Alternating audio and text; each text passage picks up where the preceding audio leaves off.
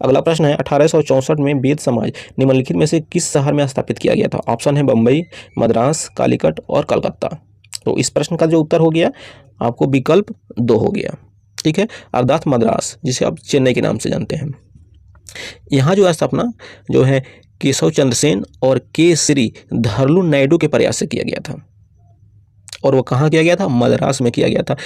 इसका जो है मुख्य दर्शन जो है ब्रह्म समाज के समान ही था। इसका जो वेद समाज थी, इसकी जो दर्शन थी, यह मेनली जो है ब्रह्म समाज से संबंधित थी और उसके सिद्धांतों से संबंधित थी, ठीक है। अगला प्रश्न देखते हैं। अगला प्रश्न है, पहली शताब्दी ईसा पूर्व में गंगा नदी की बाढ़ के पानी को जोड़ने वाली जल संचरण प्रणाली किस स्थान पर थी? ऑप्शन है कानपुर, गोरखपुर, मिर्जापुर और श्रृंगवेरपुर। तो इसका जो उत्तर हो गया आपका विकल्प 4 अर्थात श्रृंगवेरपुर।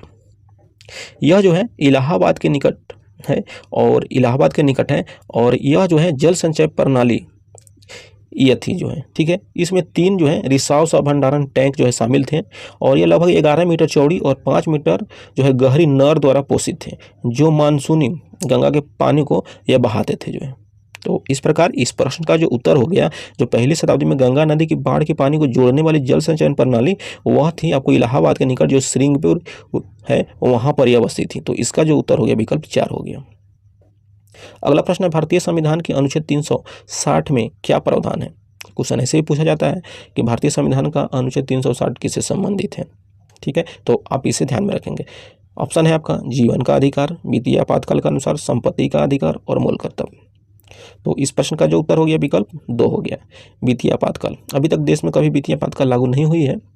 इसके तहत यह राष्ट्रपति को यह अधिकार है कि जब वो देखेंगे कि देश में यह आर्थिक स्थिति सही नहीं है या विशेष कारणों से आपात की स्थिति उत्पन्न हो गई है, अर्थात देश की अर्थव्यवस्था अब जो है सुचारू रूप से काम करने की स्थिति में नहीं है, ठीक है, तो उस स्थिति में राष्ट्रपति जो है वित्तीय आपात की घोषणा कर सकता है, जिसका प्रावधान 360 के तहत है। जीवन का आधार जो अधिकार है यह जो अनुच्छेद 21 से संबंधित है। संपत्ति का अधिकार 300 क में है, यह जो एक विधिक अधिकार है, इससे भी क्वेश्चन आते हैं, इसको आप ध्यान में रखेंगे। मूल कर्तव्य जो है आप देखेंगे तो इसे जो है 51 आर्टिकल 51 ए या क से संबंधित है जो है, ठीक है, और यह जो मूल जो कर्तव्य है यह इसे जोड़ा गया है 42वें संविधान संशोधन के तहत जो है। अगला प्रश्न है, भारतीय सम्राट हर्ष की जीवनी हर्षचरित्र डैश ने लिखी थी? ऑप्शन है बाणभट्ट, स्वामी शिवानंद, वाल्मीकि, रविन्द्रनाथ टैगोर। तो इसका जो उत्तर हो गया विकल्प 1 हो गया। जो हर्षवर्धन थे उनके जो दरबारी कवि थे बाणभट्ट थे और इन्होंने ही जो है हर्षचरित्र की रचना की थी।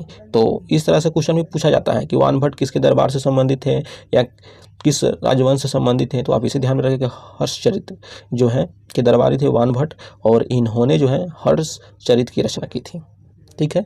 हर एक चीज़ और भी देखिए, हर्षवर्धन से भी इसको पूरा हर्ष का जो पूरा नाम है हर्षवर्धन था और इनका जो शासनकाल था 606 से 647 ईस्वी तक इनका कार्यकाल था। और हर्षवर्धन ने भी जो है 3 नाटक लिखी हैं जिनका नाम है रत्नावली, प्रियदर्शिका तथा नागानंद नाटक है, जिससे जो लिखा गया स्वयं हर्षवर्धन ने लिखा है। तो कभी कभी उससे भी क्वेश्चन पूछे जाते हैं, तो इसे आप ध्यान में रखेंगे।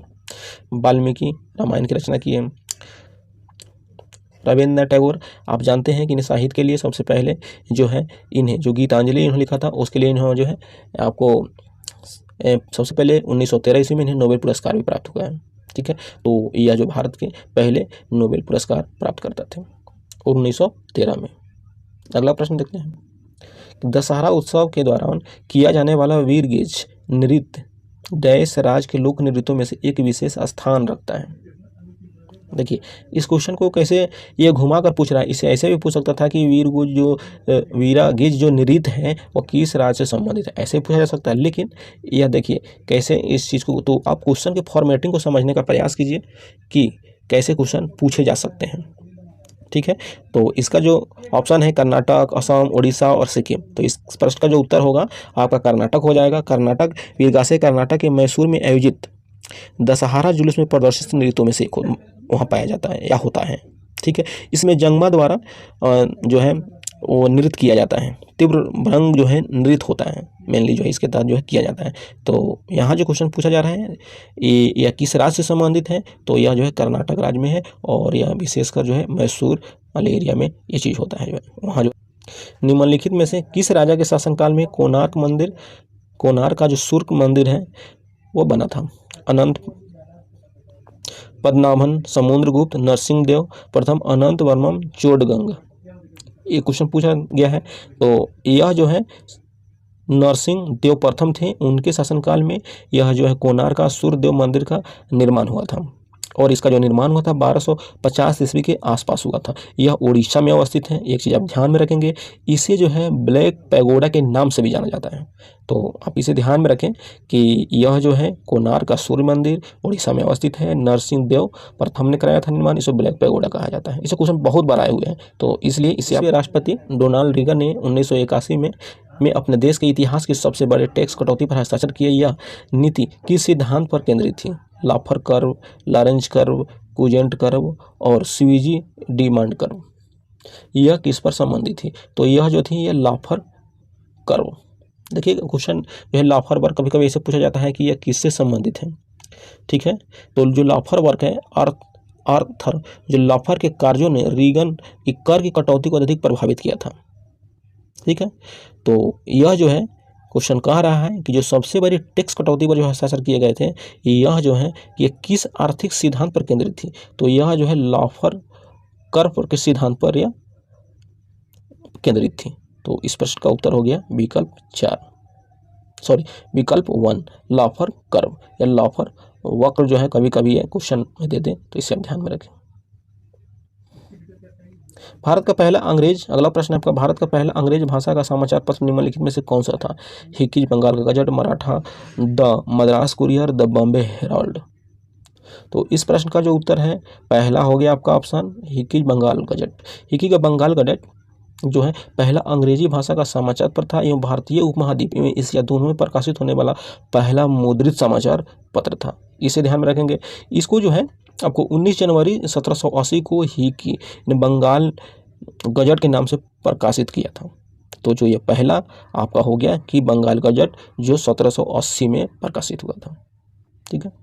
अगला प्रश्न है द गोल्ड थेरल्ड नामक पुस्तक के लेखक या लेखिका कौन थे या थी? Doctor Rajendra Prasad, Jawaharlal Nehru, Sarojini Naidu, JH. भुट्टो, ठीक है। तो इस प्रश्न का जो उत्तर है आपका विकल्प 3 हो गया, अर्थात Sarojini Naidu the gold threshold नामक पुस्तक के लेखक थे, ठीक है।